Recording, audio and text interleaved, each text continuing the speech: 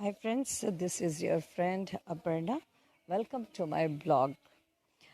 पिछली बार मैं ट्रेनिंग जाते समय में आप सभी को गवर्नमेंट स्कूल की कुछ खूबियों के बारे में बता के मैंने बात किया था और कंपैरिजन किया था गवर्नमेंट और प्राइवेट स्कूल्स के बारे में।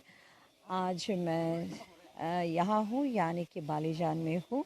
तो आज मैं गवर्नमेंट स्कूल्स के बारे में और बहुत कुछ बातें करूँगी कि क्यों हमारे बच्चे गवर्नमेंट स्कूल्स को छोड़कर प्राइवेट स्कूल में पलायन कर जाते हैं और इसका कारण क्या है, इसको हम देखने की कोशिश करेंगे, सॉल्व करने की कोशिश करेंगे और ट्राई करेंगे कि हमारे बच्चे हमारे पास ही रहे, हमारा स्कूल जो है वो डिफंग ना हो यानी कि बंद ना हो और हम हमारा बेस्ट सर्विस दे सकें। तो चलिए बात करते हैं इसी बारे में।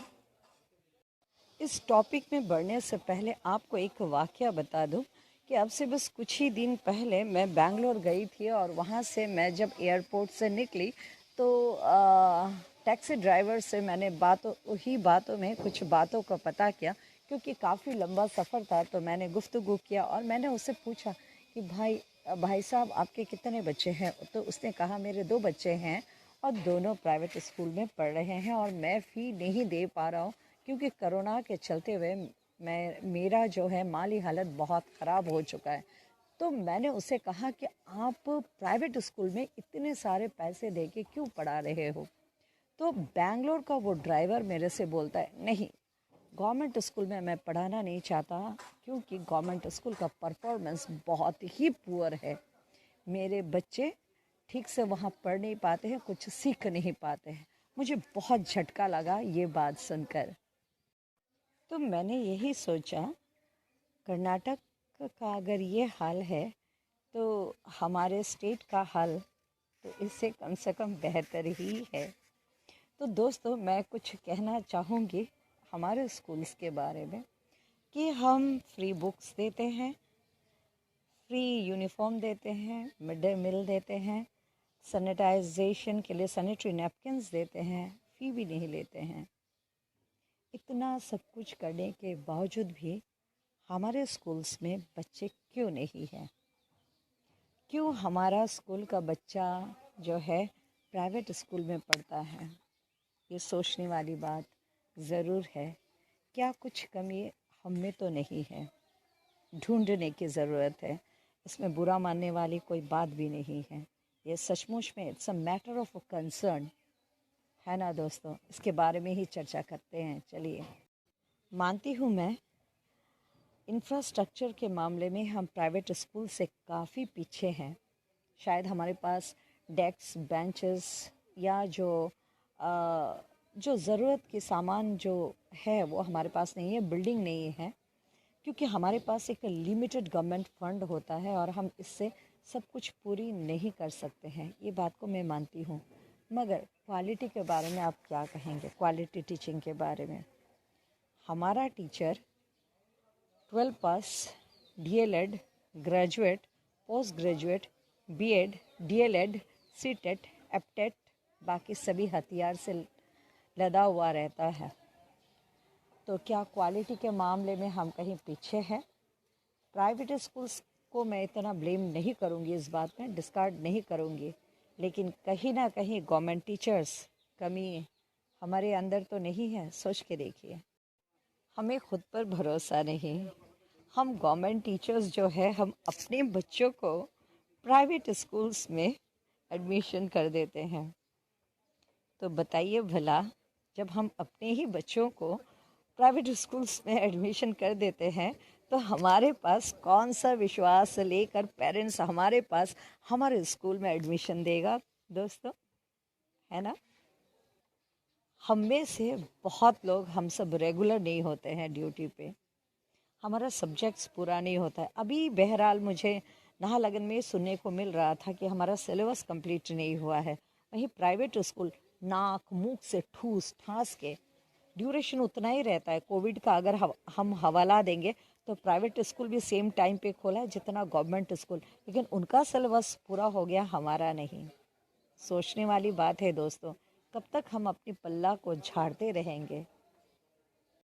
गवर्नमेंट स्कूल्स में बहुत सारे स्टेक होल्डर्स होते हैं, जैसे एसएमसी, एसएमडीसी और पंचायती राज को भी अब तो दे दिया गया है राइट। तो क्यों ना आप सभी मिलके थोड़ा सा कंसंट्रेशन गवर्नमेंट स्कूल के ऊपर में डालें, है ना। आप सभी ने कभी पता करने की कोशिश की कि हमारे टीचर्स रेगुलर होते हैं, क्लासेस कैसे लेते हैं, कैसे नहीं, और क्या पढ़ाते हैं बच्चों को? नहीं, आपने भी ये कोशिश नहीं किया। तो केवल टीचर को ब्लेम करने से भी कोई फ़ायदा नहीं। हमारे जो गांव घर में टीचर काम करते हैं, स्पेशली आईएसएससी, उनको तनख्वाह तक भी नहीं मिलता है, सैलरी मंथली नहीं आता है उनका। तो उनको भी पेट भरने के लिए कुछ और अलग काम करने की भी ज़रूरत पड़ती है। तो मेरे ख्याल से सरकार को इस पर भी थोड़ा सा ध्यान देना चाहिए कि उनका सैलरी जो है रेगुलर आए। मेरे टीचर्स फ्रेंड्स, आप सब गांव घर पे काम करते हैं, रूट लेवल में काम करते हैं। ये आपका अपना एरिया है जहाँ पे आप पढ़ाने को गए हैं, या आपका गांव है। आपके भाई बहन, आपके सगे संबंधी यहाँ पढ़ते हैं। अगर आप ही इसमें नहीं रहोगे तो आपका आने वाला जनरेशन का क्या होगा, आपके समाज का क्या होगा? ज़रा सा सोच के देखिए। अगर स्कूल डिफंग हो जाता है तो आपके पूरे गांव का स्कूल डिफंग होता है, आपका पूरा सर्कल का स्कूल डिफंग होता है। एक टीचर को दूसरे जगह पे शिफ्ट करना पड़ता है, बच्चे नहीं होते तो सारे फंड्स कट जाते हैं। तो ऐसा बिल्कुल होने मत दीजिए। बच्चों को आप अवेयरनेस के थ्रू से पेरेंट्स को अवेयर कीजिए आप कि गवर्नमेंट स्कूल में वे अपने बच्चों को डालें।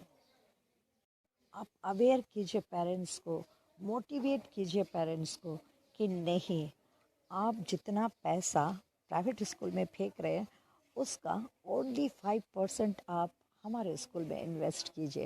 यानी कि 500 रुपया आप एक साल पे डोनेट कीजिए स्कूल के डेवलपमेंट के लिए, और आप हमारे ऊपर में भरोसा कीजिए, हम आप सभी के बच्चों को बेस्ट सर्विस देंगे, और आपके बच्चों का जिम्मेदारी हम लेते हैं। हम उनको जो प्राइवेट स्कूल से आप एक्सपेक्ट करते हो उससे बेहतर बनाएंगे। ये प्रॉमिस कीजिए दोस्तों, और आप ये करके दिखाइए, आप ये कर सकते हो। प्राइवेट स्कूल से आप स्टूडेंट्स को दिमाग लगा के वापस अपने स्कूल पे लेके आइए, और अपने जो बच्चे प्राइवेट स्कूल में पढ़ते हैं उन्हें अपने स्कूल में डालिए। खुद be a role model first, please. Dear SMDC members, Panchayati Raj members, JPC stakeholders, मैं आप सभी से भी रिक्वेस्ट करती हूँ कि आप सभी आगे आए। आप सब टेंपल जाते हैं, चर्च जाते हैं, मस्जिद जाते हैं, पैसा फेंकते हैं, गॉड फियरिंग है आप, वहाँ काम करते हैं। और पेरेंट्स को भी मैं यही बोलूँगी कि आप सब जो है गॉड फियरिंग है।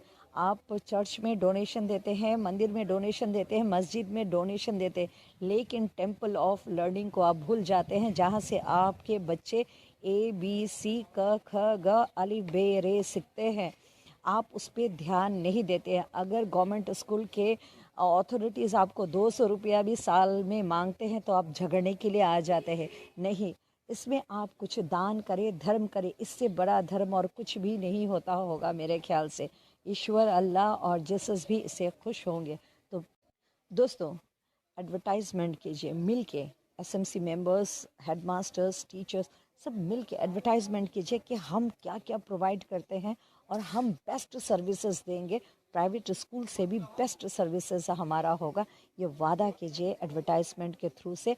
और अवेयरनेस लाइए सोसाइटी में कि बच्चे हमारे स्कूल से उठ के कहीं और ना जाए, उल्टा जो है हम दूसरों के यहाँ से, यानी कि प्राइवेट स्कूल से बच्चे हमारे स्कूल में आ जाए।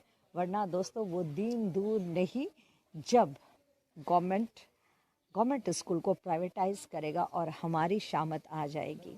तो चलिए ना, मिलके बनाते हैं एक ऐसा स्कूल, ऐसा समाज जो वाकई में तारीफ़ काबिल हो, और लोग कहें कि वाह, उस गवर्नमेंट टीचर और गवर्नमेंट स्कूल ने तो कमाल कर दिखाया है। चलिए ना, 2 कदम हम आगे बढ़ते हैं और समाज को एक नया डायमेंशन देते हैं।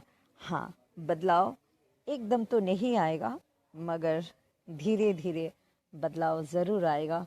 लोगों की थिंकिंग जो है गवर्नमेंट स्कूल के ऊपर में ज़रूर बदलेगा, और एक दिन वो भी आएगा जब लोग प्राइवेट स्कूल से उठा के हमारे स्कूल में बच्चों को डालेंगे।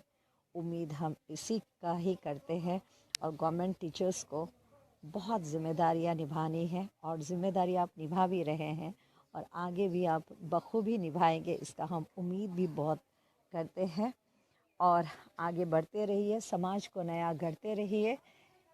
इसी के साथ ही मैं ऑल द बेस्ट और बेस्ट विशेस तहे दिल से कहते हुए आप सभी से अलविदा कहूँगी। Bye bye, and take good care of yourself and your students. Bye.